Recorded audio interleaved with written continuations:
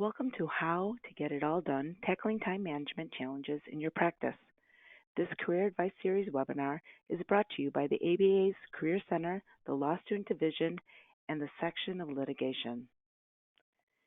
The ABA Career Center offers both career development resources and a job board where you can upload your resume for employers to search and create job alerts based on your search preferences. All this and more is accessible at ambar.org/careers. ABA membership is free for law students. The Law Student Division offers premium benefits, which includes access and savings for Quimby.com, discounts on bar review programs, up to $50 off West Academic Casebooks, and a legal ethics bundle that includes a free model rules of professional conduct ebook. Upgrade to premium for only $25. The Section of Litigation provides young lawyers and law students opportunities to network with experienced litigators and resources like quick sound advice podcasts and telephone roundtable discussions. Section membership is free for law students. Today, we're delighted to have LaKeisha R. Randall and Allison C. Shields with us. LaKeisha, can you get us started? Thanks, Tracy. Hi, my name is LaKeisha Randall, and I'm an associate at Bendin, Sumrall, and Ladner in Atlanta, Georgia. I'm licensed to practice law in Georgia and the District of Columbia. Here, I specialize in medical malpractice, general liability, and pharmaceutical law. Within the ABA, I've held several positions within the Young Lawyers Division and the Section of Litigation and presidential appointments. If any of the listeners are interested in the Section of Litigation, please feel free to contact me directly. Today we have a featured speaker, Allison Shields. Allison Shields is a former practicing lawyer and law firm manager, currently in the president of Legal Ease Consulting Incorporated, providing practice management, business development, and productivity coaching and consulting lawyers and law firms. She is a co-author of several books published by the ABA's Law Practice Division, including How to Do More in Less Time, the complete guide to increasing your productivity and improving your bottom line. And she also contributes to various blogs, including her own Legal Ease blog. Now to Allison. Thanks, LaKeisha, and welcome everybody to the webinar. I'm hoping whether you are a law student, a young lawyer, or somebody from the section of litigation, or maybe more than one of those, you will get something out of today's presentation, which is all about learning to be more productive and tackle the ever-present time management challenges that we all have. And a lot of times I like to talk about this as information overload. So my guess is that if you've signed up to participate in this webinar, you are feeling that you're experiencing some form of information overload. So what I'd like to do is go through some of my favorite tips for dealing with information overload. And hopefully these will be applicable, or at least most of them, to you, whether you're still in law school or you're actually already practicing law, whether that's only for a couple of years, or I think some of these tips can even help you if you've been practicing many years. I work with lawyers and law firms and clients who are anywhere from law school all the way to, having been practicing 40 years or more. So my first tip is to do what I call creating a don't do list. And what that simply means is not necessarily writing things down like you would on a to-do list, but just taking some time to think about what are the activities that you're engaging in your practice or at school on a daily basis. And are all of those things still serving you? Maybe there are some things that are just not really all that useful to you anymore. So that could be that you belong to a particular group that you're really not getting much benefit from. So that might be a networking group. It might be something in your community. It even might be, we were talking before we started the webinar about being a member of different sections of the ABA. And, sometimes you have to make a decision about what things you can continue doing depending on where you are in your career and in your law student experience. So think about what things you can eliminate first.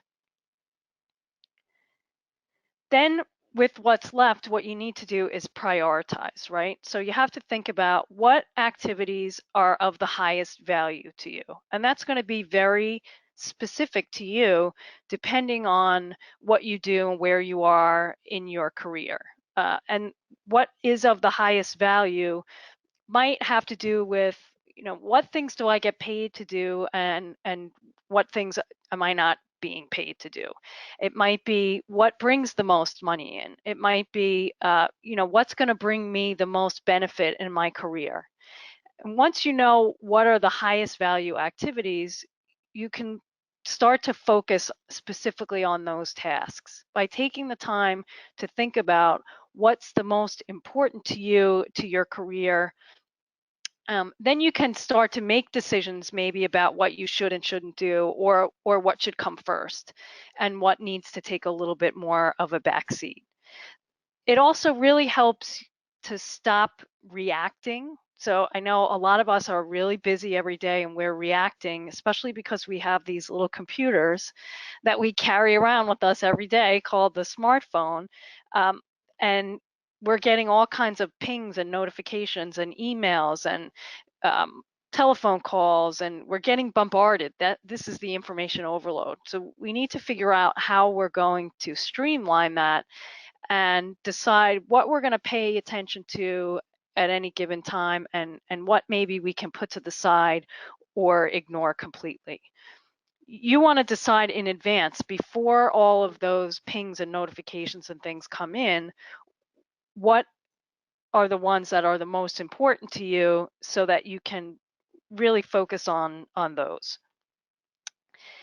So that might be what's of most value to your client. It might be what really requires my expertise. I've gone to law school, I've put in this time and education, I have a certain level of expertise. Are those the things that I should focus on, as opposed to doing the things that maybe you don't have to be an expert, or you didn't have to go to law school to do. And if that's the case, maybe it's something that, while it might be important, you could delegate it to somebody else. Now, I know as a law student or as a young lawyer, you don't have so many opportunities to delegate to other people, because usually the work is flowing down to you. But you might have an assistant, you might have a secretary. If you're in law school, sometimes you work in study groups, or you're working collaboratively with other people. And maybe as a group, you decide who's going to take on what task, so everybody doesn't have to be thinking about everything all the time. Maybe somebody creates an outline for one subject that they're really great in, and somebody else creates a study outline for another subject. So there's lots of ways that you can delegate that you might not necessarily think about. Also think about, can I delegate potentially to technology? We do have these little computers all the time. There are all kinds of apps and other programs out there that might help us to do things that we don't necessarily have to do manually ourselves anymore, and let the technology take care of certain tasks. So, for example, maybe instead of trying to keep all the things that you need to do in your head, you can use a productivity app or a calendar app that's going to remind you, so that you don't have to remember. If you're a practicing lawyer, a lot of times this comes about because you're holding on to work instead of delegating it to others, whether they might be staff or associates, and letting those people learn and grow and take care of that work for you. And sometimes that's because we're afraid they're not going to do a good job. But I think sometimes letting go not only frees you up, even though it might take a little more time in the beginning to teach somebody else how to do what you do, but in the long run, it's better for you and it's better for the other person. So think about delegating as a time management tool as well. And then this is one of my favorites. What 3 things will I do today so that if I accomplish nothing else, I'll feel that I had a productive day? I call this harnessing the power of 3. So a lot of us have a big, long to-do list that doesn't ever seem to get any shorter. It just keeps getting longer and longer. And I'm a fan of having a master list of all the things that you have to do, so that you don't have to try to keep them all in your head. But at any given time, you should really only be focusing on 3 things. And I like this as part of a daily activity. And we'll talk about daily planning in a little while. But this forces you to prioritize. You've got a whole long to-do list of things that have to happen. And part of the time management problem is that we always feel like we're overloaded and overwhelmed. And so we need to streamline the amount of things that we're thinking about at any given time. And when you go from day to day and you keep adding to that to-do list and nothing ever really gets crossed off, or the list never gets shorter, you get discouraged and you just feel more and more overwhelmed. If you can limit that to just 3 things, the most important 3 things, and you could say, if everything else falls apart, and emergencies come in and I don't get to the other things on my list, if I get these 3 things done, I can go home and feel satisfied that my day was productive. And I found that really helps a lot of my clients by forcing them to prioritize the 3 most important things, and very often doing those 3 things first. Interruptions. I know we had a question during registration about, focusing on one thing at a time. And that's really a lot about not allowing interruptions. It's a very important part of managing your time. Sometimes not allowing interruptions means you have to remove yourself physically from your office or from even the law library or wherever it might be that you're usually studying, because other people can find you there, right? So it may mean going to a different library, or it may mean going to a conference room instead of sitting in your office, or if you can, sometimes maybe it means working from home because you have to get something very specific done.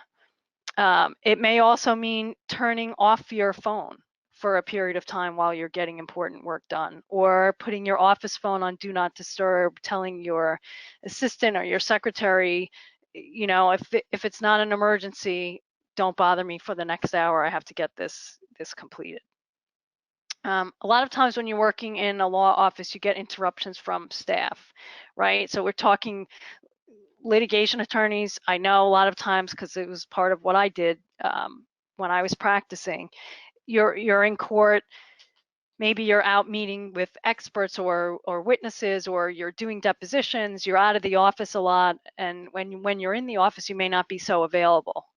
And so what happens to your assistant or the associates that report to you, other people that you're working with in the firm, is when they see you, they want to capitalize on the fact that you're there. And so they try to ask you a million questions, or they interrupt you, so that the little amount of time that you have in the office to actually get work done is not productive, because you've got a stream of people coming in and out and bugging you every 5 seconds. You can't get anything done. So to minimize that, a couple of tips: see if you can train your staff to hold questions for a specific time, and then give them a very clear time that they know they can count on when they can get to you. Because a lot of this is just because they don't know when they're going to see you because your schedule is so busy. So you need to create a time that you're always going to check in with the people who work for you, or create some kind of office hours or specific times during the day or during the week where you are available for questions. And that then you know that you don't schedule really important work to get done during that time, so that you can be available. And if there are people who report to you on a regular basis, so your secretary or your assistant, or maybe if you have an associate that works for you, that you have a recurring meeting scheduled. So people that you know will have to interact with you on a regular basis. For example, maybe you talk to them every morning on your way into court. And then you check in with them every day at 4 o'clock, or maybe during the lunch break if you're on trial, and then again at the end of the court day. So they know that there's 3 times that you're going to check in with them, or that they can check in with you to ask whatever questions they have, or to get whatever information they need to get from you during those times. So it's a lot of times it's about setting up expectations. And as a young lawyer, you may not have as much option for this, but if you do have an assistant, you probably can set something up like this from the beginning, when you first start working with your assistant or your secretary, whoever it might be. But you might be able to set up expectations as well with colleagues. You know, colleagues a lot of times will interrupt you because they have nothing better to do, and they want, you know, to use their free time and entertain themselves by talking to you. It might not be the best time for you.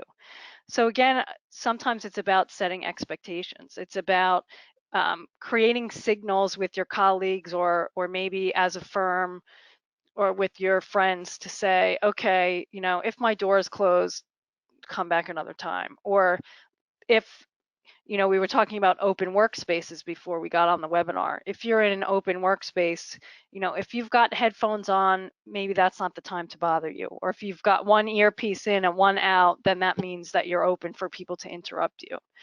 And if somebody does come and interrupt you, to use sort of this same strategy that you might use with staff and say, you know what, I need to get this brief done, but I'm going to take a break at 3 o'clock and I'll come see you at 3, and then we can talk about whatever it is that you want to talk about. But don't let other people's priorities take precedence over your own. You know, somebody else is taking a break doesn't necessarily mean that you need to feel guilty about the fact that you're working during that period of time.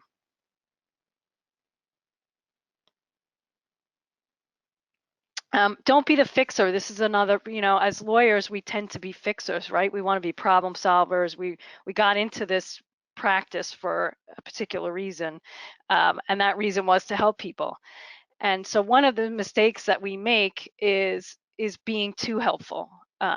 And when I say don't answer everyone's questions, that doesn't mean don't be helpful, especially with people who are working for you or even colleagues. I mean, you certainly want to be collaborative and helpful to other people. But there, as with anything, there's kind of a line that you don't want to cross. And that is when you're answering everybody else's questions all the time, sometimes that means that you're not giving them an opportunity to find the answer on their own. And that hurts both you and them in the long run. It hurts you because you're never going to minimize your interruptions if you let everybody ask you every question all the time and not take the initiative to try to figure it out on their own and learn the answer. And they're not going to be helped by learning and growing and being able to progress and answer their own questions. Same thing goes with, don't solve everybody else's problems. You know, sort of another way of saying you need to know what your priorities are, and to really put you first and figure out what's most important to you. Now, one of the things that's important to you might be solving other people's problems, but maybe not everyone's, right? So if it's a client, yes, that's probably something that you want to do. If it's a colleague, maybe in some circumstances yes, and in other circumstances no. You know, you have to figure out when that's going to be beneficial to you and when it's going to be detrimental to you. So when I say don't be the fixer, it doesn't mean never do these things, but it means really be selective about when you're going to do it and how you're going to go about it, and whether it makes sense to ask this person to try to at least figure it out on their own and come to you with a potential solution right off the bat, not just the problem. And then maybe you can discuss why that solution does or doesn't work. Okay, another big one, multitasking. And I could probably do a whole seminar just on multitasking. And it's a big problem because, especially because we have all this technology now. And so our inclination a lot of times is to pay attention to sort of the most urgent thing, the thing that's beeping, the new email comes in, the phone that's ringing, even if we're in the middle of doing something else that might be very important. But multitasking causes a whole host of problems. So first of all, whether we believe it or not, there have been a ton of studies, and I actually talk about them in the book that was mentioned, How to Do More in Less Time. A lot of studies that have shown that multitasking actually costs you time. The only time when this might not be the case is when you're only doing one of those things that takes actual brain power, and the other is sort of an automatic function. So in other words, if you're on the treadmill, you can listen to a podcast, because the walking or the running that you're doing on the treadmill is sort of automatic. Once you start, your body is just going. You don't necessarily have to pay attention to putting one foot in front of the other, hopefully. And so then you can devote your attention to listening to the podcast. But it's very difficult to do two things that require brain power, real brain power, at the same time. When you do that, what you're really doing is you're not really doing two things at once. You're really switching very rapidly back and forth between the two tasks. So it ends up taking longer than it would have if you had done those tasks in succession. It also increases the likelihood that you're going to make a mistake or many mistakes, which is going to cost you time also, because you're going to have to go back to fix those mistakes. Or those mistakes will end up causing other problems, like potentially hurting a relationship with a client, for example, or you sending the email because you're not paying attention. You're talking to somebody while you're sending the email, and you're not paying attention to the fact that you fill in the name of the person and the wrong name pops up and you hit send. And now maybe the email that you were supposed to be sending to your client goes to your adversary. And you can see all kinds of ways that could potentially cause problems. It also hurts relationships. I mean, how many times have you been on the phone with somebody? And I know I've been on both ends of this conversation where you're talking and you kind of get the feeling that the other person is really not paying attention to you, right? Or you've done it the other way. You're on the phone with a client maybe, and you're trying to check your email at the same time. And then you, at some point, either you realize or the client says, hey, did you get that? Or did you hear me? That you really weren't paying attention to the conversation because you were paying attention to the email. And the same thing goes for people coming in and out of your office. So one of my top tips is to, as much as you can, give up that multitasking. Do one thing at a time. If the phone rings and you're responding to an email, close the email, save it as a draft, and pick up the phone. Or finish the email and let the call go to voicemail, and then return the phone call. If you're working on a big project and the phone call comes in, you've got to decide, do I want to take that call? Do I want to finish the project? The studies have shown that it takes a lot longer every time you're interrupted to get back to the same place that you were before. And they've also shown that the people that think they're the best multitaskers are usually the worst. So if you think you're a good multitasker, you might not be correct about that. I talked a little bit before about planning. So, this is certainly one of, I think, the best time management strategies. And it's one of the things, I know one of the questions we had during the registration was, what habits can you start practicing now as a law student that will help you when you start working as an attorney, working in a law firm? And this is one of them. Create a daily plan. Now, if you're still in school, you have a partial plan because you'll have classes and you have times that you have to be in class. But are you planning the time around that? Are you thinking about what other things you need to get done that are important? And then trying to figure out, well, how much time is that going to take me to do? Hey, I have this paper due, or I've got to write this law review article. How much time is that going to take? And then when am I going to do that work, right? And same thing goes for lawyers in any stage of your career. A lot of us know what the deadline is, when the brief is due or when the client meeting is going to take place. And so we'll put that on our calendar, but we don't necessarily schedule a specific time when we're going to actually get that work done. So you have a test next week, an exam in law school. When are you blocking out the time to study? sometimes people call this time blocking, where you sit and look at, I'm going to block out specific times on my calendar to get work done.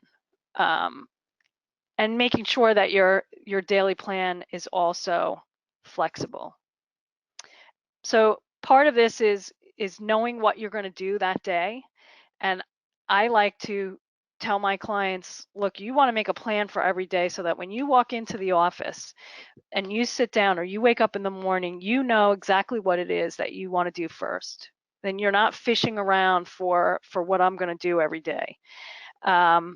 This is where the power of 3 comes in. What are the 3 most important things I want to get done today? When can I fit them into my schedule? So as a law student, you might have to fit it between classes or after classes. As a lawyer, it's between whatever appointments you already have on your calendar, court appearances, depositions, client meetings, whatever that might be. And the calendar is really the tool, the main tool to get all of this done. And your calendar shouldn't just include regular deadlines like when things are due and appointments that are set at a specific time, but also things like non-urgent deadlines. So this gets into work that doesn't have a built-in deadline, or things that might be non-billable, or if you're talking about running your practice, especially if you're a solo, you've got other things that you have to do that have nothing to do with client work or billable work or getting things into court. They might have to do with getting your bills out or doing something for marketing, whether that's working on your website or writing a blog post. And then you want to make those appointments to get the actual work done. It's going to take me another 3 hours to finish this brief. Well, let me look at my calendar this week because it's due next week and see when am I going to fit those 3 hours in to get that brief written. And then leaving room for what I call the chaos factor, which is you don't want to schedule every single minute of every day. It's not realistic, right? We need downtime. You need time to take a break, to refresh, but you also need room for the emergencies that are going to come up. That there's always the unexpected. It's kind of Murphy's Law. Whatever can go wrong will go wrong. So you want to make sure that you leave enough flexibility so that you can move things around if you have to. But to me, the biggest time management tool that you can utilize is your calendar. And I always say, if it's not on my calendar, it's not getting done, just because there are too many other things. And so if I don't write it on my calendar, the chances of me remembering or actually setting the time aside to get it done are probably minimal. So one of the biggest time management killers is email, especially for practicing lawyers. It may not be quite as much if you're a law student. You may not be relying so much on email, but for practicing lawyers, a lot of times it's very easy to let your email take over. And that's one of the reasons why you want to make sure that you have a daily plan in place, that you know what your 3 priorities are and what you want to focus on that day. Because if you sit down and look at your email first thing in the morning, which is one of the things I recommend that you don't do, it can hijack your whole day. Don't keep your inbox open all day. And certainly don't let those pop-up email notifications. I recommend that everybody turn them off. It's a very rare circumstance where you need to look at an email the second it comes in and respond the second it comes in. And oftentimes doing that is actually counterproductive. But when you leave your inbox open all day, you're going to be constantly looking at it, which essentially means you're going to be constantly multitasking. Or constantly switching back and forth between tasks, and your brain doesn't really work its most efficiently that way. You want to manage your inbox. So I'm getting this deluge of emails, a couple of hundred emails every day. What do I do with it? How do I prioritize that and not let it take over? So first go through and say, is this an email that I can respond to in 2 minutes or less? Is it just a confirmation of something that I can handle quickly? Then handle it right away when you first look at it. instead of looking at it once and saying, oh, I could respond to this quickly, but let me look at the rest of my emails, and then I have to go back and look at it and respond again. That's how things get lost, and it's also just a waste of time. Another technique is to create what's called an action folder. So you can kind of triage your email, look quickly through all your emails, respond to the ones you can respond to in less than 2 minutes, and then move the other ones that need some kind of a response that might take you a little bit longer to an action folder. And then designate a time on your calendar as part of your daily plan where you're going to take care of email that takes longer than 2 minutes to do. And you don't have to go through your regular inbox all over again and look at everything that's there. You'll go to your action folder and take those emails in priority or in chronological order, whatever works the best for you.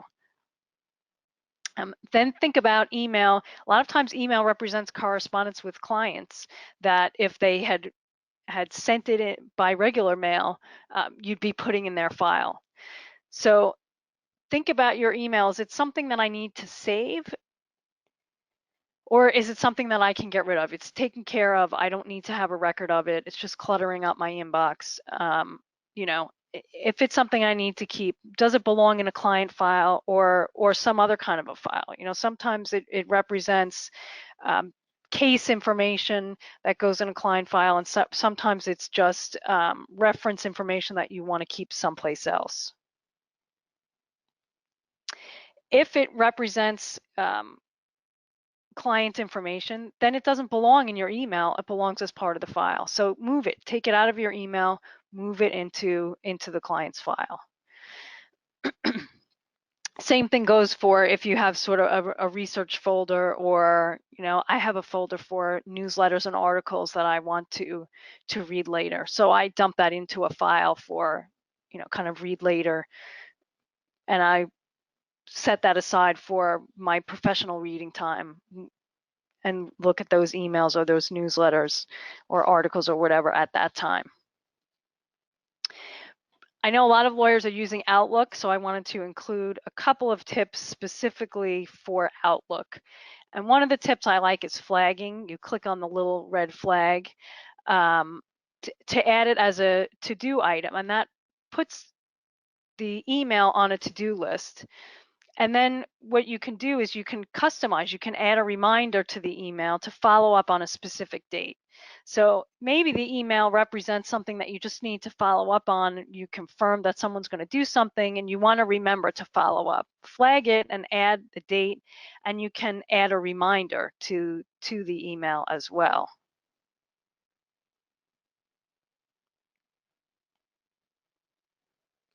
Sorry, I had a little technical issue there. Yes, there's the reminder. And you can have it give you a notification pop up as a reminder in Outlook so that you can follow up. I also like quick parts, which you can use in Outlook and in Word, and that's under the Insert tab.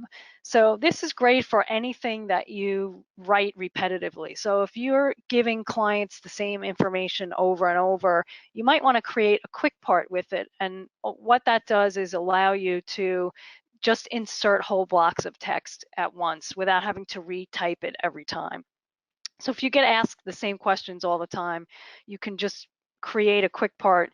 You highlight the item in something that you've already typed and click on quick parts and create a quick part for it. It's just really a shortcut.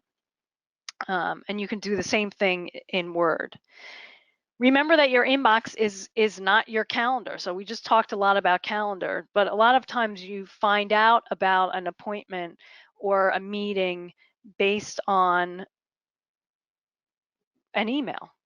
And so what you can do with that is, instead of leaving it in your inbox and saying, oh, I need to find the email that tells me all the information about this event, move it out of email to your calendar. And that's very easy to do in Outlook. You can just drag the email and drop it onto the calendar, and it will open up a calendar appointment. And then you can title it, you can put it at whatever date and time you would like to on your Outlook calendar. But what's nice about that is it will preserve all the information in the email so that you don't have to retype the date and the time and the location and all of that. Whatever details from that email will be preserved in the calendar appointment. So when you open up that calendar appointment, the email information is all there. Don't leave your inbox as your to-do list. I know too many of us do this. You just leave it sitting there and you figure, all right, I'll go back through my inbox and see what I have to do. Don't do that. Because it's too fragmented. You want to keep everything together, and it's very easy for things to fall through the cracks when you try to rely on your inbox as your to-do list. And talk about a to-do list that never gets shorter. I mean, you just keep getting more emails. And so it's very time consuming to go through your email as your to-do list. So again, if you use Outlook tasks, you can use the flagging, custom flag it, create a reminder. You can also drag and drop an email message to tasks in Outlook to create a task list. Or if you use a manual task list, you can make a notation or put it on your calendar for a time that you want to address that task. So you can drag and drop it to your calendar, but rather than leaving it sit in your inbox and expecting to go through your inbox. And then is it trash? Look, we probably have a ton of stuff in any of our email inboxes right now that we really don't need to be saving anymore, that we'll probably never address, or that we'll never get back to reading. And so every once in a while, delete what you can delete out of your inbox to try to get it down to a more manageable number. And don't be shy about deleting, as you go, an email message. If it doesn't represent something, one of the other categories, that you need to save it to a file or as an appointment or create a task out of it, just get rid of it. We don't need to keep every single email in our inbox ad infinitum.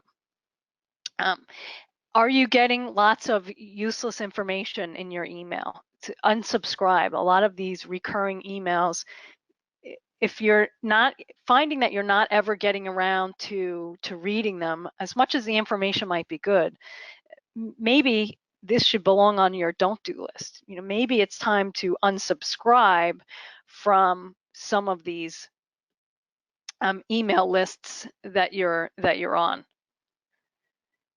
Also, sometimes you get on lists that you didn't even sign up for. I mean, I know you meet people and then somehow you went to an event and your email address got on some list, or you signed up for one webinar or one event, and you're getting inundated now with a ton of emails, or maybe you bought something online and now you're on their email list and they're sending you 50 emails every day. Unsubscribe, get rid of that inbox clutter so that you know what's coming to your inbox is important stuff that you want to look at.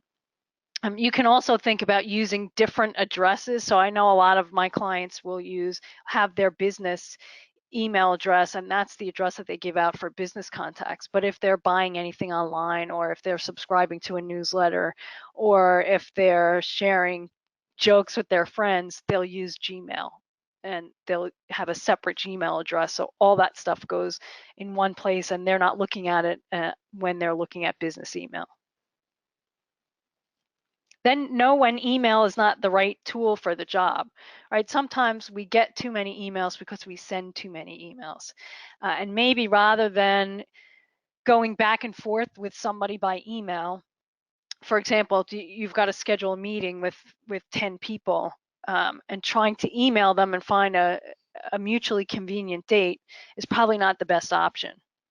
There are other tools, scheduling tools, like one that I like is called doodle.com. That's great for scheduling. So email might not be the best option for scheduling. Sometimes if you need to get a quick answer from somebody, it might seem easy to send an email, but a better option might be just pick up the phone.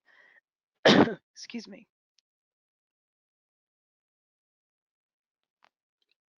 So just a couple strategies check email at specified times during the day. If you're not one of those people that gets emergency emails or overnight or first thing in the morning, then schedule a time to look at your email after you do your first task that's on your power of 3 list. Say, okay, I'm going to work on this first task for an hour, and then I'll check my email at 10 o'clock.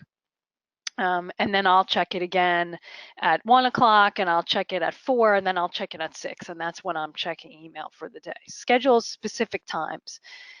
Don't fall into the trap of always being available and feeling that if somebody sends you an email that you have to respond right away, because you're just setting an expectation, just like we talked about expectations earlier, that you're going to respond right away, and then you're stuck. People will be annoyed when you don't respond right away, and it's not always possible to respond right away or smart. So set expectations for when you'll respond. So let people know I check my email at these times. Or if you send me an email, I will always get back to you within 24 hours or within the same business day, whatever it might be, so that people are not expecting that you're going to respond always right away. And then when you are responding to email or sending an initial email, give it your full attention. Don't try to multitask. And don't use email as a scheduler, use a scheduling tool. That might be a better option for that task. Meetings is another big time waster. Some of us have no choice. Somebody, partner calls the meeting, you might have to be there. But we can try to make meetings more effective, whether we're the person who's running the meeting or we're just an attendee. Maybe we can make suggestions or ask better questions or be better prepared. So use an agenda. If you haven't received an agenda for the meeting, ask for one. Ask the organizer, is there an agenda? I'd like to make sure that I'm prepared for the meeting. Can you send me what we're going to be talking about? Try not to let people ramble. This is especially obviously if you're the one organizing the meeting. Try to keep everybody on task and maybe give a limit of time for how much each person is allowed to talk, so that you let everybody contribute. And if you're an attendee, be mindful of other people's time and try to be succinct and make sure that you're not trying to take over the meeting. And then make your meetings actionable. Before you leave the meeting, reiterate, well, what did we decide based on today's meeting? What needs to be done? When does it have to be done by? And who's responsible? A lot of times you'll have a meeting and everybody will agree, this is what we're going to do and this is when it has to be done by, but nobody's actually given the assignment to do it. And then you end up having 3 and 4 meetings about the same thing and nothing gets done. And then how will we follow up? Who's going to follow up? When are we going to follow up? Is the follow-up going to be another meeting? Or is the person who's assigned to do this task just going to email everybody and tell them it was done? Make sure that you've got actions attached to the meetings and accountability. Mobile phone, I sort of hit on a little bit as we were going along. Richard Branson has this great quote about managing your mobile. Don't let your mobile manage you. Too many of us let that little computer in our pocket dictate what we do and how we do it and when we do it every day. So you want to try to take that control back. I recommend, if you possibly can, don't answer unknown calls. I mean, I don't know how many phone calls I get every day now, especially on my mobile, these spoof numbers where it looks like it's the same exchange as your phone number, so you think it might be somebody that you know. If it's not a contact that's in your phone or you don't recognize the number, let it go to your voicemail and call them back. It was just too much time wasted on calls where you don't know who the person is. And then choose your apps and your social channels wisely. I mean, that's a lot of what we're using our phones for now. Make sure that the apps that you're using are still serving you, that they're productive for you or enjoyable for you if that's what you're using the apps for. And same thing with social media. Do these social media channels still make sense to me? Am I spending too much time on Facebook? Should I be looking at different ways of using these apps that might help me business-wise in my career?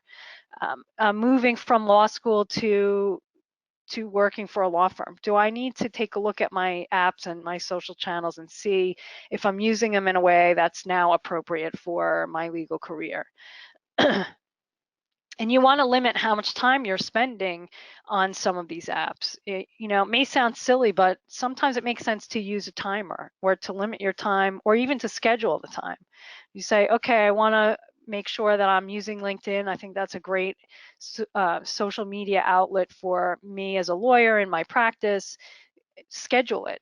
Set a timer. Say I'm going to look at Facebook, but only while I'm having my coffee in the morning before I go to work. And as soon as I'm done with that cup of coffee, Facebook gets put away until the next day. And turn off the notifications. Maybe not even just during the workday. Maybe you don't want to get notifications ever for some of these platforms. And instead, what you want to do is schedule the time when you're going to look at Twitter and then look and see what DMs you got or what mentions you've gotten, and look at your Twitter feed only at those times and don't get the notifications that will interrupt you and distract you during the day. And then finally, don't derail your personal life. I see too many lawyers who are overwhelmed and overloaded, and I was one of them. That's why I started this consulting practice and why my website is called lawyermeltdown.com. You want to make sure that you make time for your personal life, time just for you, time to recharge. You're really not as helpful to your clients, to your colleagues, to your bosses, to yourself if you're not taking that personal time and carving out time to recharge your batteries, and sometimes time doing nothing is the time that you get the best ideas. Don't be answering email during dinner with your family or your spouse or your significant other. Make sure that part of this plan is to have time for you that's not business related. And if you want more tips, you can always pick up the book. This is a book that was published by the American Bar Association Law Practice Division, of which I am a member. How to Do More in Less Time, the complete guide to increasing your productivity and improving your bottom line. And if you download the presentation here, there'll be this link that you can get to the book, or you can get it at Shop ABA. So LaKeisha, I'm going to turn it over to you to see if we have any other questions. And folks, if you haven't already and you've got questions, feel free to type them into the chat box. We have, I guess, about 10 more minutes for questions. Thanks, Allison. We really appreciate you sharing those great tips. We have one question that I believe you addressed early on in the program, but I want to make sure that all our listeners are privy to the answer. It says, do you have a system for designating the three most important things, or for reminding yourself what those three most important things are? Well, I mean, I address the power of three on a whole bunch of different levels. So with a lot of my clients, I'll say to them in the beginning of the year, for your practice overall, what are your three main goals for the year? And then you want to try to focus everything that you're doing towards those three main goals throughout the year. So, and you could do this at any stage of your career or your practice to say, this year I want to make sure I'm learning, I want to learn how to take a better deposition. And so you want to focus on the opportunities for that, or do reading or CLE around that, and and so forth. That's one of your three priorities. Then you might have three priorities over the course of a week or a month or a day, where you say, okay, these are the three things that I need to get done. And it's highly personal, so it's hard to talk about how to decide what those three things are. Other than some of the criteria that I said, are they things that require your expertise? Are they things that are going to bring you a specific benefit? Do they go to your three main goals? Are they things you get paid for? So there's a lot of different ways for you to look at it. I remind myself of my 3 things in a bunch of different ways. So if I have 3 goals for the year, sometimes they'll be my screensaver. I'll put them up on the wall in my office. I also have a little pad that says what are my 3 priorities for the day, and I write down 1, 2, 3, and just that list is in front of me during the day. When I look at the week, I schedule things on the calendar so that I make sure that I'm keeping those 3 things into focus. So there's lots of different ways that you can do it. I think it depends on where you are in your practice and what resonates with you. Are you a really visual person? Then maybe you want to make a visual that's the 3 things. But I usually like to do it where I'll do my list when I'm doing the plan for the day, put the top 3 things at the top, make sure that they've got scheduled time, and then the rest of my to-do list goes underneath that. Okay. Next, we have a question about energy. Any advice on how to best maintain your energy levels throughout the entire workday? Yeah, so I mean, it's impossible to stay, I think, at the same energy level all day. So one of the things I recommend for my clients is to know themselves, or kind of keep track for a while. Are there certain times when you tend to have more energy during the day than others? I mean, I know for me, like 3 o'clock in the afternoon is like, forget it.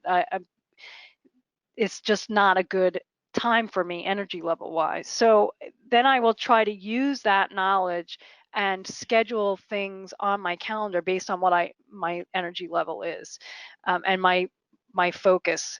So at 3 o'clock, I'm not going to say, okay, I have to sit down and write an article or a brief or do something that is really heavy strategic thinking.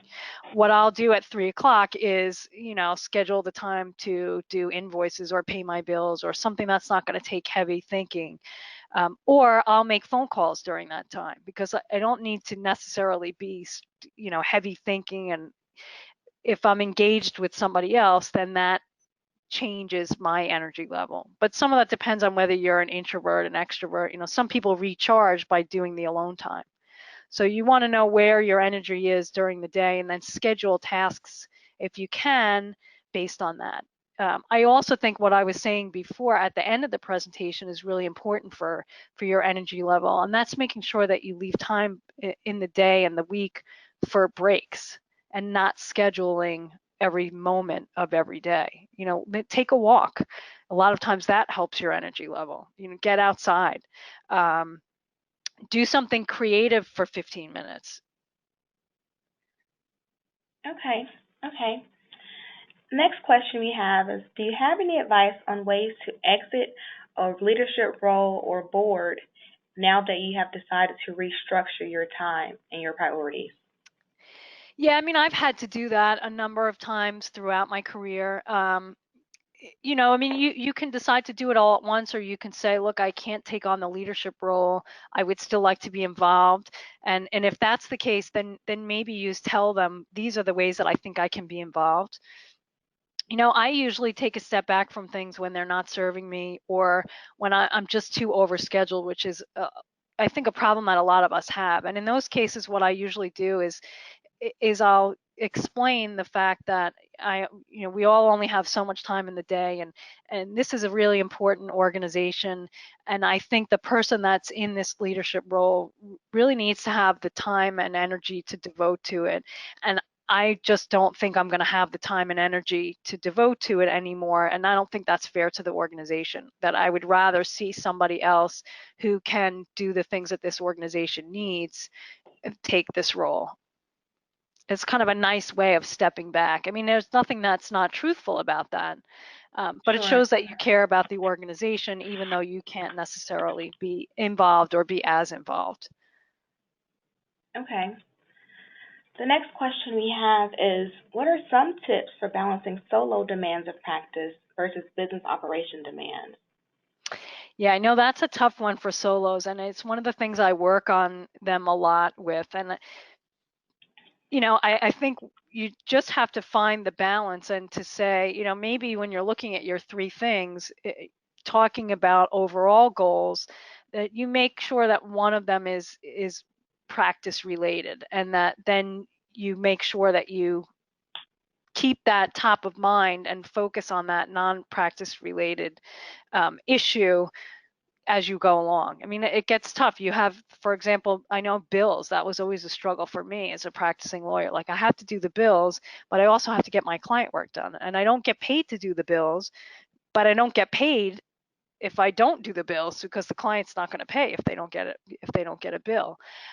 So really the key for me there was to schedule that into my regular schedule. Like, okay, I have to do the bills, and they usually take me this much time every month. So the last week of the month, I'm going to make sure that I put bills in as a time block on my schedule for X amount of hours so that they get done. Okay. Well, that seems to be all the time we have today, and I want to thank you guys for joining us, and thank you, Allison Shields, for your time management tips and strategies.